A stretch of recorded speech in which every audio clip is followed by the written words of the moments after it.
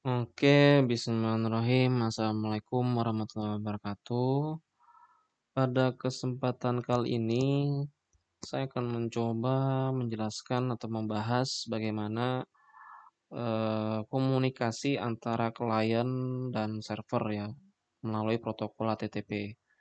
Di mana ini adalah chapter ketiga dari Packet Tracer, Investigating the TCP/IP and OSI Models in Action, dan sekaligus menjadi tugas mata kuliah daripada matkul jaringan komputer dan komunikasi data.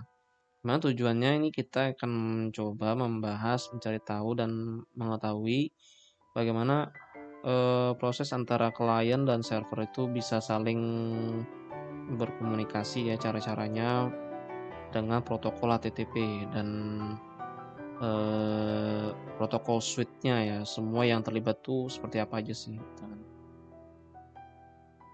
Nah, di paket tracer ini jadi kita bisa simulasikan ini tuh adalah klien ya, klien dan ini adalah server.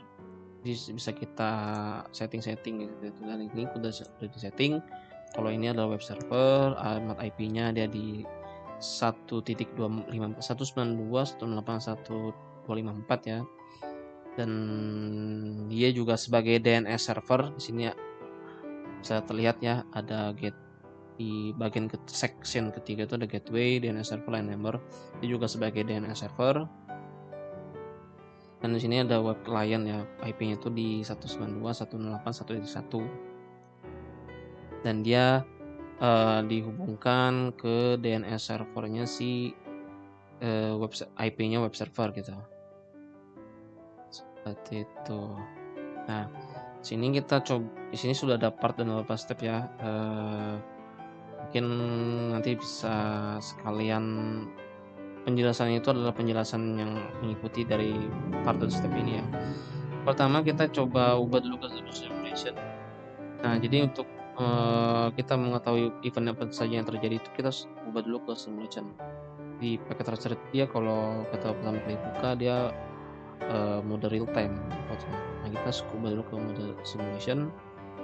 Nah, di sini kita coba simulasikan mengakses web ya, mengakses web servernya. Nah, di paket tracer ini kita bisa simulasikan web client itu adalah sebuah PC yang sudah diinstalkan browser. Anggaplah gitu laptop kita atau komputer kita sudah diinstalkan browser seperti Mozilla atau Google Chrome. Nah, di sini kita coba akses ya. Di sini kita ngeset DNS name itu www.osi.local. Kita klik go. Nah, di sini karena ini simulasi, kita harus klik play dulu. Nah, klik play. Atau klik forward ya. Atau yang langsung. Nah, muncul di sini. Ya, sebelumnya juga di sini untuk simulation panelnya kita udah setting dia di filter HTTP ya. Aslinya dia filternya tuh banyak, kita mau event apa aja gitu. Atau kita mau defaultnya itu all juga bisa. Kalau all nanti dia akan menampilkan sebanyak ini gitu. Kalau kita none nggak muncul. Kalau kita set filter misalkan HTTP dan nanti HTTP nanti dia akan muncul hanya HTTP saja. Seperti itu. Lalu kita coba masuk ke step 3 ya, explore the HTTP packet. Jadi kalau kita lihat event ini satu persatu, adalah representasi dari OSI layer yang 7. Yang di mana di sini juga ada video detail ya. Jadi video itu adalah paket protokol data unit. Di protokol data unit ini kita bisa lihat secara teknis ya, secara teknis per layer ya ada apa saja gitu datanya, data atau informasi-informasi yang terjadi gitu kan. Lalu pendefinisian alamat penerima seperti itu, jalur, lalu connection state juga, dan request yang dikirimkan juga seperti apa gitu. Nah, eee, di sini ada 4 event yang terjadi ya, 4 event yang terjadi di HTTP. Kita lihat untuk video ini, setiap layer itu dia ada label ya, ada label. Nah, label ini menandakan informasi umumnya gitu kan. Lebih ke summaries-nya. Kalau melihat detailnya itu ada di detail sini. Misalkan, layer 4. Layer 4 ini dia menginformasikan TCP, source port-nya dan destination port-nya. Kalau kita mau lihat detailnya itu kita tinggal ke TCP gitu kan. TCP di sini untuk secara detailnya dia, source port-nya, destination port-nya, lalu, state connection-nya dan lain-lain ya, lebih detail secara teknis. Namun di representasi OSI model ini dia hanya informasi secara secara summary-nya ya. Dan yang sering kita perhatikan itu emang ya cuman source dan destination-nya aja. Misalnya dengan yang layer 3 ini, IP address.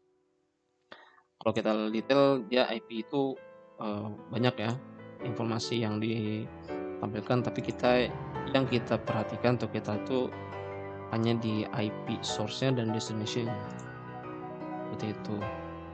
Nah, untuk untuk ke HTTP ini dia pasti ada di port 80 ya. Port 80 itu seperti udah bawaannya, eee, protokol HTTP ini. Kalau HTTPS itu ada dari 443. Nah, 80 atau 443 itu sudah jadi standar ya, standar yang sudah ditetapkan oleh, asosiasi dan organisasi-organisasi dunia ya, tentang jaringan komputer ini. Yang mendefinisikan standar sehingga nanti vendor-vendor atau pabrik-pabrik perangkat-perangkat jaringan tuh atau semua penyedia jasa jaringan tuh software ya, dia bisa standar gitu loh di port berapa gitu. Biar bisa, interaksi antar komponen perangkat jaringannya.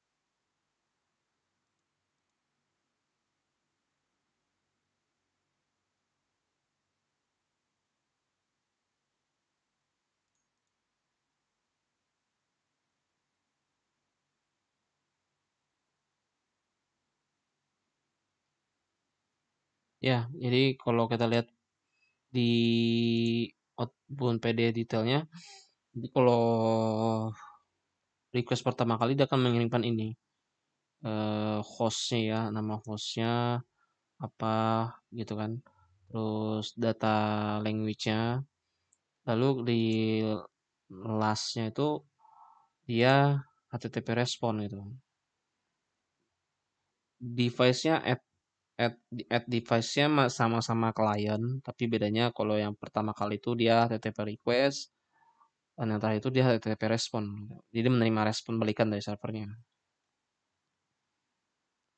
Seperti itu. Di content type jadi respon itu seperti length-nya ya, length-nya, content type-nya, lalu servernya gitu kan. Jadi jadi lebih ke metadatanya ya, metadata aslinya tuh nanti akan diproses di application ya. menampilkan halaman website seperti ini gitu. Tapi metadatanya dia ada di HTTP respon ini.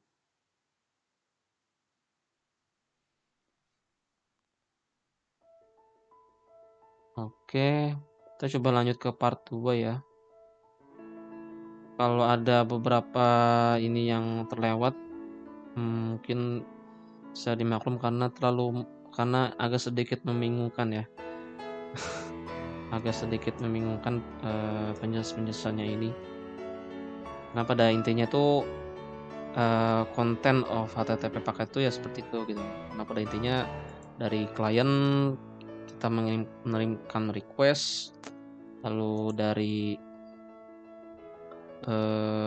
apa, dari server akan merespon lalu mengirim balikan gitu. Lalu dari klien akan menerima balikannya itu sendiri. Nah, oke, mungkin sedikit tambahan ya, ketika menerima mengirim itu dia dia melewati layer layer OC-nya itu sendiri ya. Kalau yang di event pertama itu kan dia mengirimkan ini nih datanya, apa, yang datanya itu HTTP data accept-nya, ini yang dikirim. Tapi dia, aslinya dia akan di-capsulate dulu gitu. Dia di-set dulu pertama jalurnya di port 80 ya kan.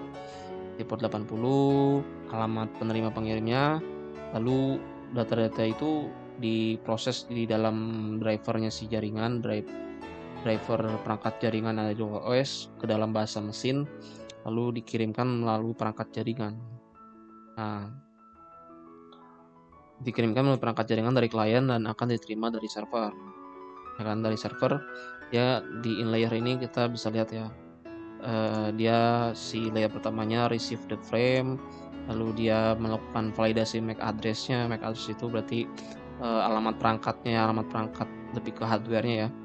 Lalu dia decapsulate paket, protokol data unitnya dari frame-frame perangkat jaringannya itu, lalu diterjemahkan, lalu dibawa lagi ke layer 3 dan layer 4 untuk divalidasi lagi pengalamatan dan jalurnya.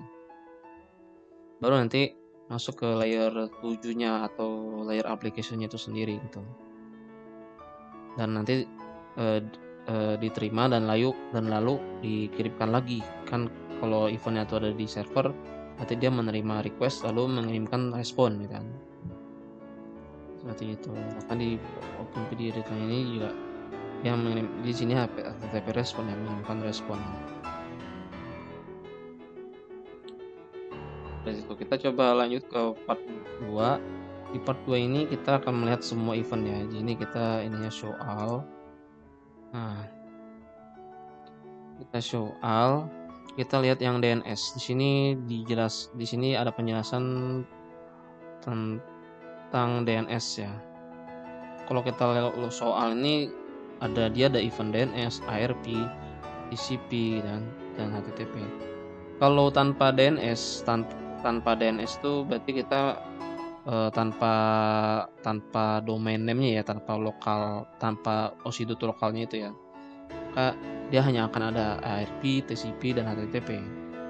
Karena kita koneksi jaringannya itu melalui browser, paling minimal tuh dia menggunakan HTTP, maka dia nanti event-nya itu ada TCP, ada HTTP gitu.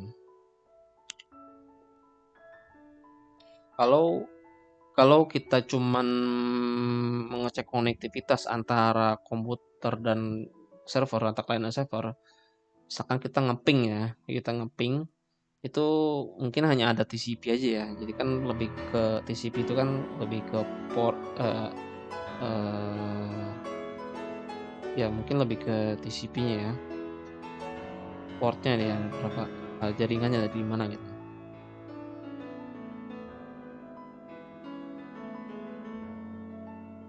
Oke, di sini kita coba lihat yang DNS.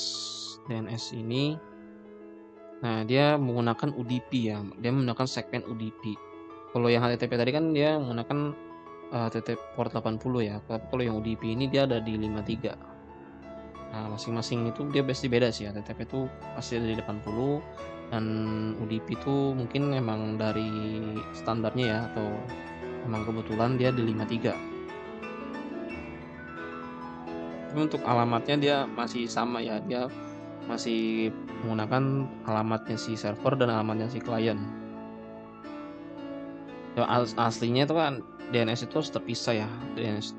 Jadi laptop kita ingin terhubung ke website yang punya domain name server itu dia diumumkan dulu ke domain name servernya, baru nanti masuk ke si apa baru masuk ke server.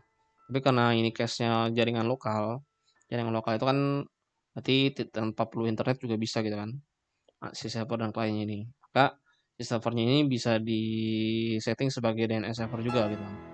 Jadi kalau kita ketikkan .lokal, osi.lokal itu maka dia akan terbaca kan, domain name ini adalah domain name yang digunakan si server. Oke, kalau kita lihat video detailnya, dia ada DNS query ya, DNS query.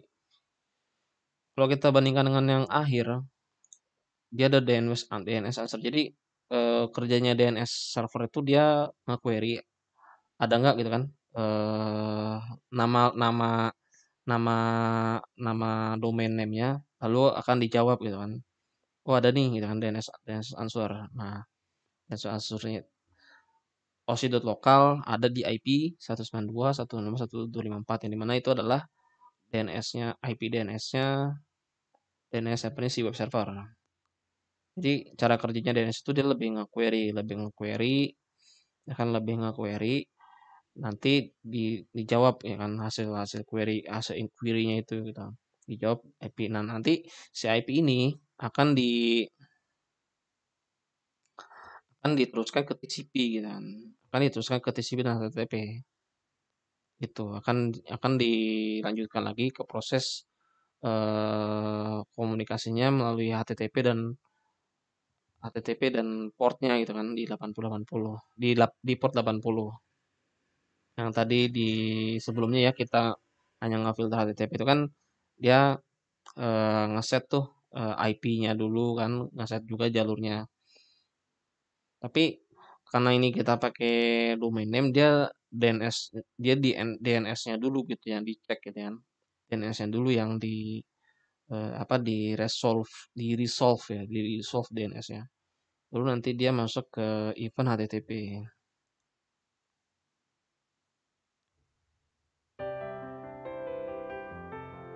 Gitu ya. Kalau kita lihat urutannya itu dia lebih nge-resolve DNS-nya dulu, baru jalurnya, baru HTTP-nya gitu sendiri gitu.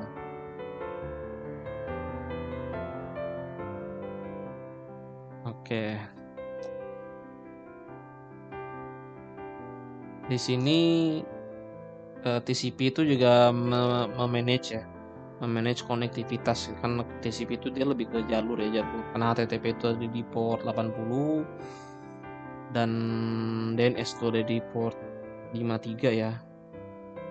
Nah, jadi proses yang ada di layer 4 ya, layer 4 tuh di layer transport itu lebih menjaga konektivitas antara laptop klien ya ke server. Walaupun yang dihasilkan adalah aplikasi error atau halaman yang error lah ya, dia tetap terhubung gitu. Secara konektivitasnya tuh terhubung. Bahkan ketika sukses pun juga kan dia terhubung. Maksudnya halaman website itu tampil gitu, tidak ada error. Ya pasti terhubung gitu. Nah, kalau kita nge-ping gitu, request timeout atau dia kalau di halaman website itu dia not connected gitu kan, itu berarti emang tidak tersedia gitu si alamat yang kita tuju itu emang misalkan servernya down atau DNS-nya yang bermasalah. Nah, itu berarti belum apa ya, konektivitasnya itu belum terbentuk gitu antara si klien dan request ya. Makanya kalau sudah terkonek itu dia akan state-nya itu dia establish ya. Jadi konektivitasnya itu terbentuk gitu ya. jalurnya itu ada gitu, nyampe gitu. Nah,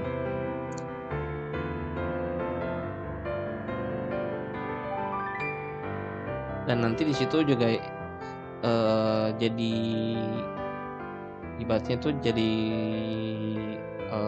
semacam jalur yang ditetapkan gitu ya, kalau udah ketemu jalurnya ya kan di 80 ketemu nih dia sampai gitu kan, itu nanti akan terus terhubung gitu. Semacam kayak kita nge-subscribe gitu kan, kita ketemu channel YouTube yang bagus nih menurut kita nih, terus kita subscribe gitu kan, biar terus-terusan dapat konten update-nya. Nah, begitu juga dengan, TCP ini gitu. Jadi dia, menemukan jalurnya, koneksinya established, jadi setiap ada transfer data itu dia akan melewati jalur itu terus tanpa harus ada proses mencari ya, tanpa harus ada proses membentuk, eee, jalur komunikasinya itu sendiri gitu ya. Jadi kalau udah established tuh, dia ketika kita sudah selesai menampilkan halaman website-nya, kita sudah selesai request-nya, ataupun kita ada request lagi, dia akan menggunakan jalur itu gitu. Nah, ini saya coba ke yang G ya, the last TCP event, klik the last TCP event ya, eee, the la I the last TCP event, I klik pilih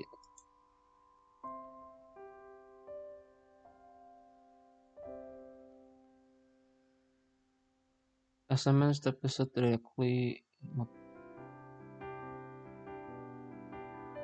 Ah, ya. Jadi di tadi saya jelaskan ya, karena jalurnya sudah terbentuk, ya di situ ada step dia, ada step-nya dia.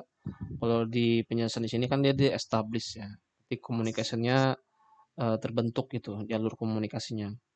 Nah, ketika jalur komunikasi itu dia ada step-nya lagi gitu. Kalau misalkan, ngebuka halaman website, halamannya muncul, datanya muncul, dia pasti di ending-nya itu akan state connection. Jadi tidak ada proses pertukaran data yang terjadi, transfer data yang terjadi, seperti itu sih. Nah, itulah yang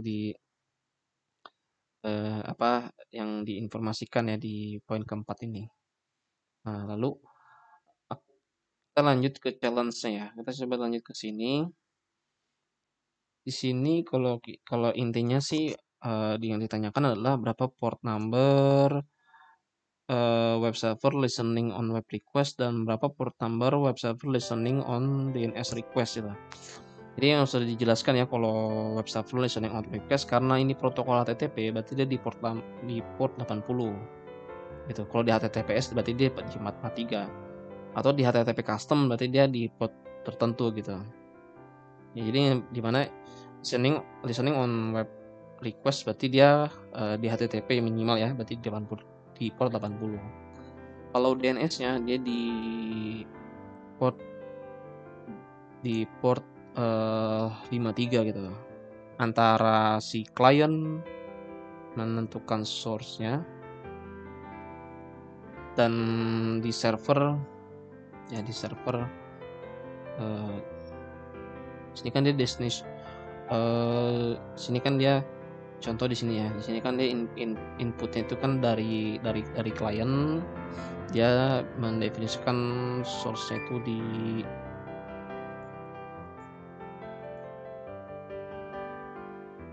source-nya itu di 53, di sini destination-nya di 53, dia lalu dibalikin lagi dari server, ya source-nya 53 gitu. Di sini destination 53 itu definisi dari klien ya, menerima, lalu diterima request-nya dari si server, lalu si server mengirim lagi dia ke source-nya 53. Jadi dia pasti antara klien dan server ini dia melisted ke si port 53 ini gitu.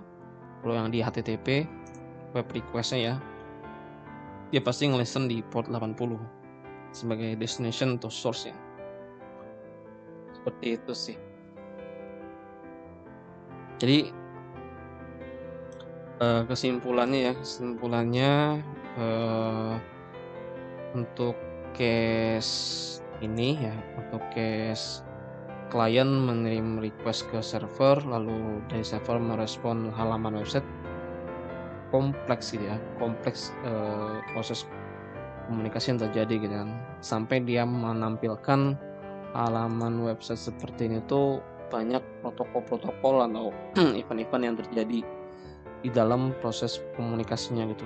Mulai dari mengirim mengirim permintaannya, mulai dari pengalamatannya, menentukan jalurnya, mengubah data itu lewat driver, lalu dikirim melalui perangkat jaringan, lalu, kita mencari jalurnya dan, apa namanya, jalurnya itu ketemu, lalu dari alamat atau penerima paket itu merespon paketnya, menerima permintaannya, lalu memproses dan merespon sebagai bentuk balikan dari server ke klien, lalu dari klien menerima balikannya, lalu direpresentasikanlah ke dalam halaman website ya. Itu prosesnya kompleks gitu ya. Tapi itulah perkembangan teknologi jaringan komputer pada saat ini gitu. Dan karena proses yang kompleks itu perlu detail sedetail mungkin dari mulai konfigurasinya dan keamanan yang apa namanya, keamanan yang perlu ditingkatkan atau dikendalikan gitu. Karena, di sini karena kompleksnya itu banyak, step-stepnya itu banyak, jadi mungkin ada celah yang bisa dimanfaatkan gitu. Makanya di situlah tantangannya komunikasi data dan jaringan komputer ini itu terhadap keamanan itu sendiri. Oke, mungkin itu saja yang bisa saya jelaskan. Kalau ada yang, eee, kurang jelas mungkin mohon dimaafkan, atau salah kata mungkin dapat dimaafkan gitu kan. At dan kalau ada yang terlewat dari step dan part-nya ini juga mohon dimaklumi karena agak membingungkan ya antara jawaban dan pertanyaannya gitu. Bagaimana harus, coba membahas itu satu, tapi pada intinya menurut pendapat saya, eee, inilah, bagaimana antara klien dan server itu bisa saling berkomunikasi menggunakan protokol HTTP dan melalui DNS. Oke, itu saja bisa saya dapat sampaikan. Saya akhiri, wassalamualaikum warahmatullahi wabarakatuh.